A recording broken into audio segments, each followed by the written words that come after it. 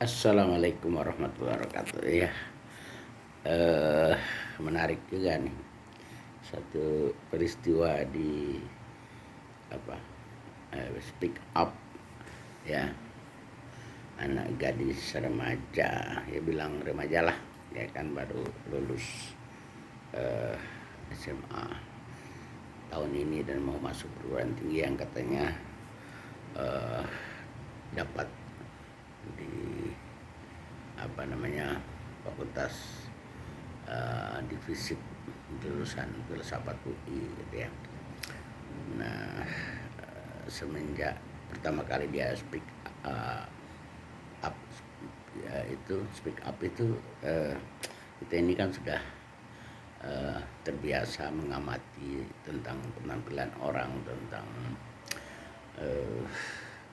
kira-kira ada nggak yang melatar belakangnya dia speak up itu.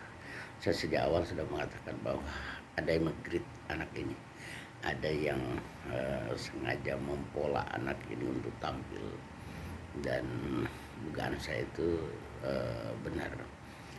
Sebenarnya kalau kita mengamati tentang pemberitaan, ya tentang framing, tentang pemutarbalikan patah dan sebagainya, sebenarnya kita bisa cepat saja melihat model-model seperti ini. Dan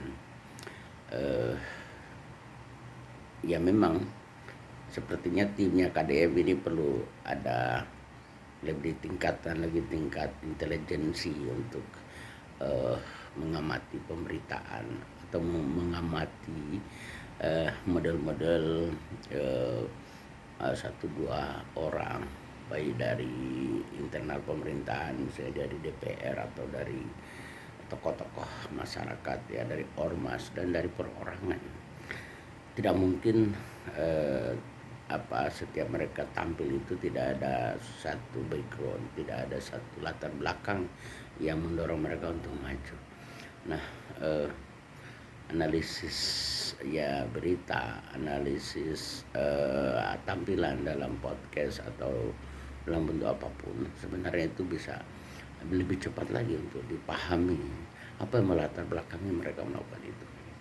Nah, bersyukur bahwa secara detail, secara perlahan terkuak, ya terbuka siapa di belakang anak ini, dan tentu punya target, punya motif ya. Kalau untuk satu motif misalnya untuk melatih kecerdasan, keterampilan berartikulasi, berargumentasi, ya baik-baik saja. Tapi ya ada juga untuk satu tujuan untuk mendapatkan penghasilan, untuk menaikkan rating dan seterusnya. Tapi saya sangat yakin bahwa itu nggak bisa dikerjakan sendiri. Yang menshooting dia, yang mengambil satu background, harus duduk di puing-puing bangunan yang digusur itu memang sudah disetting sedemikian rupa. Nah, catatan saya itu 3. Satu, pada timnya Pak Gubernur ini harus lebih detail lagi, memperhatikan secara intelijensi pemberitaan. Yang kedua,